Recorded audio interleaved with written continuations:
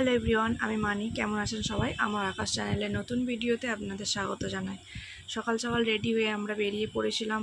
আজ বন্ধুর বাড়িতে গৃহপ্রবেশের অনুষ্ঠান আছে, আর সেখানে যাওয়ার জন্যই আমরা বেরিয়ে পড়েছিলাম।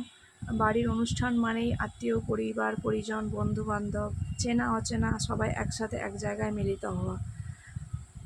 শত অপেক্ষার পরেও আমার বন্ধুর জীবনেও সেই দিন আজ এসেছে। তো বাড়ির অনুষ্ঠান মানে সকাল সকাল বাড়ি সাজানো, বাড়িতে গেস্টরা আসলে তাদের আপ্যায়ন করা, এইসব ভীষণ মানে মজা লাগে। বন্ধুর বাড়িটাতেও সেইভাবেই সেরকমই গিয়ে দেখলাম, সেইভাবেই ওরা বাড়িটা সুন্দর করে সাজিয়েছে। বাড়ির পাশের রুমটাতেই ওদের পুজোর আয়োজন করা হয়েছিল। তো সেখানে বাড়ির সিংহাসন থেকে বাড়ির চারপাশটা সুন্দরভাবে সাজানো হয়েছিল।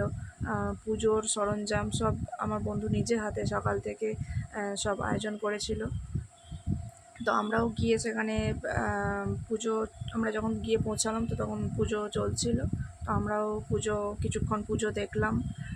আমার বন্ধুর হাজব্যান্ড দুজনেই পুজোতে বসেছিল।